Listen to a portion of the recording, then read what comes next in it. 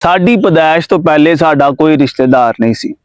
फिर चंद बजुर्ग इकट्ठे होए तो उन्होंने कर लिया एक मुंडा पसंद, तो दूसरे बुजुर्गों ने उस मुंडे वास्ते एक कुड़ी पसंद कर ली। उन्हों का हो गया विआह, तो विआह तो बाद होए असी। फिर वधाइयां मुबारकां खुशियां ही खुशियां। फिर असी आ गए दुनिया ते। जिले ही दुनिया ते आए तो जनाब कई रिश्तेदार जनाब अं दुनिया ते आंदे ही अपने बना ले। रिश्तेदार बहुत चंगे होंदे ने, पता नहीं किन्हां दे। रिश्तेदारां दी दो किस्मां ने, पहली अम्मी वालों, दूजी अब्बे वालों। सब तो पहले ही गल करने अब्बे वालों। अब्बे वाले रिश्तेदार भावें डॉक्टर, इंजीनियर, साइंसदान, जज, ब्यूरोक्रेट कुछ भी होन, लेकिन ओ ना जालम ते जादूगर। दूसरे ने अम्मी वाला। अम्मी वाले भावें रिश्वतखोर होन, मुफ्तखोर होन, जेल दे कैदी होन, मफरूर होन, कुछ होन, लेकिन की ने चंदा मामा, प्यारी खाला। लेकिन मैं इतफाक नहीं करता। घर दी फ्रिज तो लैके निक्के मुंडे दे सूट तक कौन लेके आया है? मामू लेके आए हैं। तो अब्बा साडा बेचारा काम कर करके बुढ़ा हो गया। हरे पैसे कमा के जिले जनाब रात को घर आंदा तो रस्ते च अग ला आंदा है। लाल कबूतर ते चंगे रिश्तेदार किसे नूं नहीं लभदे, ते बरसाती डड्डू ते घटिया रिश्तेदार वाधू ने।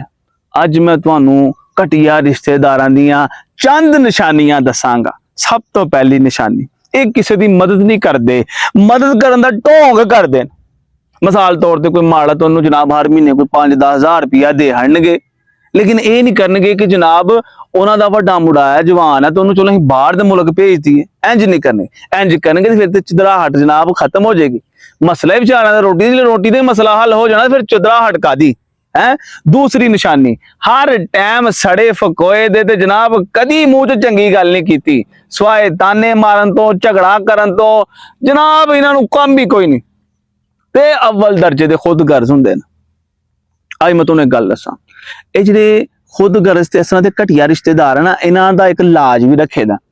मिसाल के तौर पर तुहानूं एक बंदा चीनी जबान च गालां कढदा, ची पो पा पी पी, तुसीं की करोगे? तुसीं जनाब हसोगे। उस नहीं इन्हां लोग जिले कोई ताने दी मारे ने, कोई गोहो जी घटिया गल करन तो चुप करके इग्नोर करो, तो इन्हां नूं जनाब पुर करा दिओ। यह सब तो वड्डा तरीका है। तुसीं वेखिआ होना प्याज नूं जिन्ना छिलो ना उन्ने अखां च अथरू आंदे ने। उस नहीं यह घटिया किस्म के रिश्तेदारां नाल जिन्ना तुसीं उलझोगे, जिन्ना दिमाग खपाओगे, उन्ना जनाब तुसीं तंग होना। एक आखिरी गल, हाय हाय हाय हाय, यह बड़ी वड्डी निशानी है घटिया रिश्तेदारां दी। जिन्हां रिश्तेदारां दे न्याणे तुहाडी इज्जत नहीं ना करते, वो रिश्तेदार तुहाडे सब तो चंगे रिश्तेदार, समझ गए ना? आहो, क्योंकि बच्चे मन के सच्चे हैं। वो रिश्तेदार जिले तुहाडी बदखोई करते हैं, तुहाडियां जनाब बदतरीफियां करते हैं, तो उन्होंने जिहड़े न्याणे ना वो क्यों तुहाडी जनाब इज्जत करनगे? इस वास्ते यह बड़ी वड्डी निशानी है कि ये साडे बड़े खास रिश्तेदार ने। कई रिश्तेदार बंदे नूं कहंदे ने जे तू साडी मन्नी हुंदी तो तू बड़ा अमीर होना है। बंदा कहंदा जिन्नी वारी तुसीं मैनूं इह नसीहतां कीतियां ना, हर नसीहत ते रुपये 10 भी दिंदे, मैं फिर भी बड़ा अमीर होना सी। लेकिन एक गल है, साडे माशरे च 2 नंबरी ते है।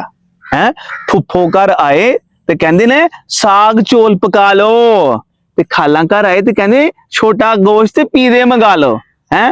अच्छा एक गल है, बाज़ औकात ना इंसान के दिमाग च जो चलन दिया होए बंदा बोली जाता है। मैनूं लगदा अज दी वीडियो कुछ इस तरह ही काम चलन दिया, लेकिन चलो कबूल फरमाओ। लेकिन दुआ करियो कि कदी किसी रिश्तेदारां दी कुड़ी या मुंडे दे चंगे नंबर ना आन। ओए 9वीं 10वीं 11वीं 12वीं भाई जिले ना क्लासां दा रिजल्ट आंदा, ओए होए वो रिश्तेदार जिहड़े सानू जानते पछाणते भी नहीं है, कदी मुलाकात नहीं, वो भी फोन करके पूछते हैं कल दसो भी साडी कुड़ी ते बोर्ड टॉप कर गई है, तुहाडी कुड़ी दे किन्ने नंबर आए ने? तो फिर बेचारी मां जिहड़ी हुंदी है 40-50 नंबर वध दस के ते अपनी कोई जान जून छडांदी है ओह जे लोकां कोलों। अज मेरा बड़ा जी करन दिया कि मैं तुहानू ओ गाना जरूर सुनावां। मैं भी चंगा, मेरा प्यो भी चंगा, मेरी मां भी चंगी, रिश्तेदार भी चंगे। Like share subscribe.